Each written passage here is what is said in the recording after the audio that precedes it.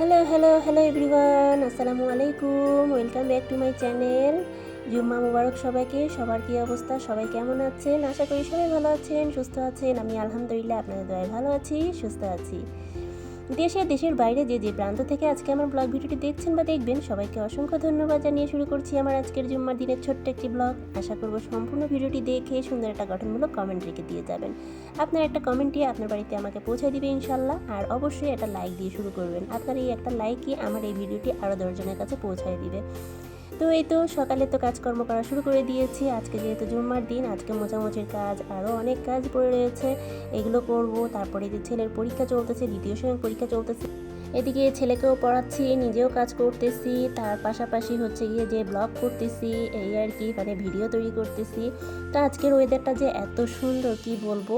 আসলে ওয়েদারটা এরকম ঝলমলে আর রোদ থাকলে পরে দেখতে কিন্তু অনেক ভালোই লাগে আর মনটা অনেক ফ্রেশ লাগে। ঝুম বৃষ্টি আমরা কে না পছন্দ করি, কি তাই না? আমরা ঝুম বৃষ্টি সবাই পছন্দ করি, কিন্তু ছিপছিপ করে যদি সারাদিন ওই বৃষ্টি পড়তে থাকে আর মেঘলা হয়ে থাকে, মনটাও যেন কেমন মেঘলা মেঘলা হয়ে থাকে, ভালো লাগে না। তো এই যে দেখেন, গাছে অনেক সুপারি হয়েছে, সুন্দর টকটকে দেখাচ্ছে, লাল হয়ে আছে, কি সুন্দর, ভালো লাগতেছে। তো আমি একটু চাটা খেয়ে নিলাম, খেয়ে দিয়ে এবার কাজে হাত দিয়ে দিয়েছি। এখানে সকালের যে নাস্তা ছিল, আমরা নাস্তা খেয়েছি। নাস্তা খাওয়ার পরে অনেক ধোয়াপালা হয়ে গিয়েছিল, তো সেগুলো আমি টুকটুক করে সব কিছু ভালো করে একটু ধুয়ে নিচ্ছি। আর যেহেতু ভাজি করেছিলাম রাতে, আমি একটু ভাজি করে কাজ আগায় রেখে দিই, আমার কাজটা একটু তাড়াতাড়ি হয়। তো সেজন্য একটা কড়াইতে ভাজি করে রেখেছিলাম, সেই কড়াইটা ভরেছে। তারপরে হচ্ছে গিয়ে আরেকটা হাঁড়িতে আমি ভাত গরম করে রেখেছিলাম রাতের বেলা, যেহেতু বাসি ভাত গরম করে রেখেছিলাম, সকালবেলা খাবে সবাই। বাসি ভাত বললে পরে আসলে ভুল হবে, আমি গরম ভাতের মতন করে কিন্তু পানি দিয়ে গরম করি। তো সকালবেলা পরের দিন জামাই তারপর বাচ্চারা খেয়ে নেয়। আমি তো মরে গেলেও জীবনেও সকালবেলা ভাত খাই না, আমি রুটি ছাড়া কোনো কিছুই খাই না। আর রুটি বেলতে ঝামেলা, কষ্ট হয়, সেজন্য কষ্টের দিকে তাকাই হলো, মানে সকালের নাস্তাটা আমি অ্যাভয়েড করি, বলতে গেলে পুরোই না খাওয়া থাকি। যেহেতু আমার ভাত খাওয়া লাগবে, ভাত তো খাবো না, রুটি বানিয়েও খাবো না, এত কষ্ট, আমার এত কষ্ট লাগে, মানে কি বলবো। তো যাই হোক, আমার কাজ আমি যতটা পারি ততটা হচ্ছে কি কমায় করার চেষ্টা করি। তো এই যে এখানে আমি কড়াইটা সুন্দর করে ধুয়ে নিয়েছি। এটা যেহেতু ভাজির কড়াই ছিল, বেশ ভালো তেল মেল লেগে আছে, তো এটা আমি খুব ভালো করে ওয়াশ করে নিছি। আর তাড়াহুড়ো করে এখানে মাংসটা ভিজাই দিছি এই যে কড়াইয়ের মধ্যে, যেহেতু এটা তো মাংস তো ধুতেই হবে। তো কড়াইটার মধ্যে ভাত লেগেছিল, ওই কড়াইয়ের মধ্যে আমি পানি দিয়ে ভিজাই দিছি। পরে এটা আমি এখন পরিষ্কার করতে যে দেখি হঠাৎ করে পাশে তো মাংসটা রেখে দিয়ে আমি এটা মাজা শুরু করে দিয়েছি। তো যাই হোক, আমি এটা আবার মাংসর প্যাকেটটা উপরে উঠাই দিয়ে এটা ভালো করে ক্লিন করে নিচ্ছি।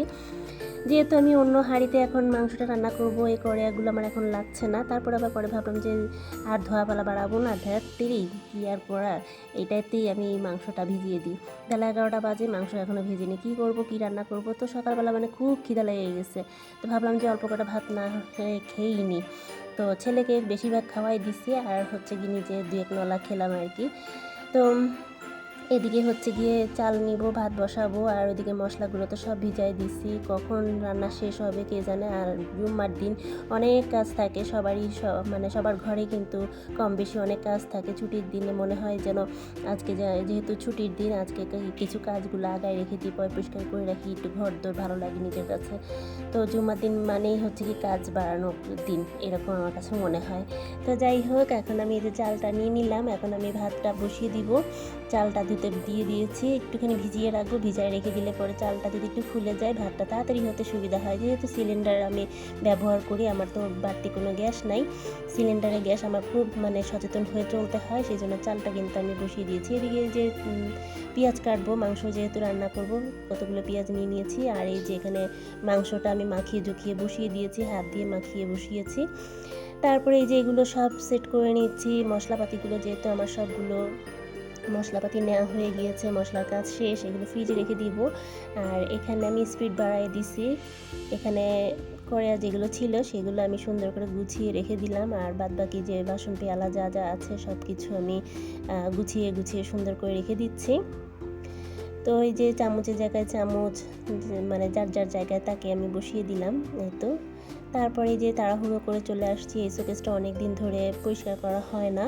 তো আজকে ভাবলাম যে শুক্রবারের দিন তেমন কোনো কাজ নাই, তো আজকে এটা পরিষ্কার করে ফেলি। তো সেজন্যই আমি এটা আজকে পরিষ্কার করতে চলে আসলাম। খুব ভালো করে মুছে নিচ্ছি, কারণ বেশ ভালো ধুলো জমছে। আর কাঁচের জিনিস তো ভেতরে রাখাই আছে, উপরে যে কাঁচটা আছে না সেটা একটু ঘোলাটে ঘোলাটে হয়ে গিয়েছে।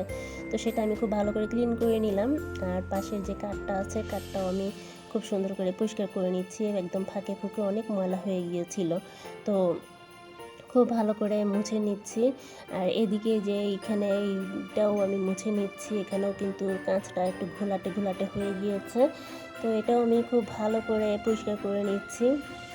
আমার যেহেতু হেল্পিং হ্যান্ড নাই, সেহেতু আমার নিজের কাজ নিজেকেই করতে হয়। বাচ্চা সামলানো, ঘরদোর পরিষ্কার করা, রান্না বাড়া সব কিছুই একলা হাতেই সব কিছু করতে হয়।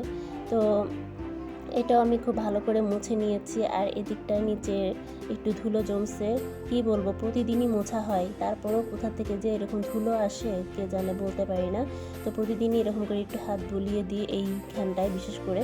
আর এদিকে যেহেতু চারপাশ জানালা, তো জানালাগুলো খোলাই থাকে, তো তার জন্যই আমার মনে হয় যে রাস্তার দিক দিয়ে যেহেতু বাসাটা আমার, ওখান থেকেই হয়তো ভেসে আসে। তো কিছুই করার নাই, তারপরও ফার্নিচার যেহেতু পরিষ্কার পরিচ্ছন্ন করে রাখতেই হবে, তা না হলে তো ধুলো জমে ময়লা জমে একটা অন্যরকম অবস্থা হয়ে যাবে। তো এখানে যে আমি ঘরটাও ঝাড়ু দিয়ে নিচ্ছি, একটু পরে ঘরটা মুছে নিব। ওইটা আমি আর না হয় দেখালাম না, সব কিছু তো আর দেখানো যায় না, হয়ে ওঠে না আর কি। তো এখানে আমি খুব সুন্দর করে ক্লিন করে ঘরটা ঝাড়ু দিয়ে নিচ্ছি। বেশ ময়লাই হয়েছে, ক্যামেরাতে কিন্তু দেখা যাচ্ছে না, আমি ঝাড়ু দিচ্ছি আমি দেখতে পাচ্ছি। বেশ ভালোই কিন্তু ঘরের মধ্যে ময়লা হয়েছে। তো আমি ভালো করে একটু ক্লিন করে নিচ্ছি। এই তো ময়লা থাকলেও কি আর না থাকলেও কি, বাচ্চাদের জ্বালায় আমার ডবল কাজ করা লাগে, আবার একটু পরে ময়লা হয়ে যাবে, এরকম অবস্থা আর কি। তো এই তো আমার এদিকে মাংসটা রান্না হয়ে গিয়েছে প্রায়, মাশাআল্লাহ। এই যে দেখেন, দেখতে কিন্তু অনেক লোভনীয় লাগতেছে। আমার রান্নাটা কেমন হয়েছে অবশ্যই কমেন্টের মাধ্যমে জানাতে ভুলবেন না। তো এই তো কষি আমি এখন পানি দিয়ে একদম সিদ্ধ করে নেব আলু টালু দিয়ে। এদিকে ছেলে জুম্মার নামাজ পড়তে যাচ্ছে, আমাকে সালাম দিল, তারপরে আবার বকবক করতে করতে চলে যাচ্ছে। তো বেরোনোর সময় আবার সালাম দিচ্ছে। এই তো যাক, নামাজ পড়তে যাচ্ছে যাক। এই যে সকালবেলা মানে ভাজি করেছিলাম, এই ভাজি, মাংস আর ভাত আজকের আইটেম আমার। তো এই তো এখানে এই যে দেখেন, মাংসটা কিন্তু প্রায় হয়ে গিয়েছে মাশাআল্লাহ। তো এভাবেই শেষ হলো আমার আজকের দিনটি। আশা করি আজকের ব্লগটি আপনাদের কিছুটা হলেও ভালো লেগেছে। যদি ভালো লেগে থাকে তাহলে ভিডিওটিতে একটা লাইক দিবেন, আপনার মতামত কমেন্টে জানাবেন, এবং যারা এখনও সাবস্ক্রাইব করেনি তারা অবশ্যই সাবস্ক্রাইব করে পাশে থাকা বেল আইকনটি বাজিয়ে রাখবেন। তো এই তো রান্না করতে করতে আমি আজকে বিদায় নিচ্ছি। আমার রান্নাটি কেমন হলো অবশ্যই কিন্তু কমেন্টের মাধ্যমে জানাতে ভুলবেন না। আর প্লিজ সবার কাছে একটাই রিকোয়েস্ট, ফুল ওয়াচ করে দিবেন ভিডিওটি, আর একটা কমেন্ট রেখে যাবেন। আপনার কমেন্ট ধরেই আমি আপনার বাড়িতে পৌঁছে যাব ইনশাল্লাহ। আজকের মতন বিদায় নিচ্ছি। আল্লাহ হাফেজ, আসসালামু আলাইকুম।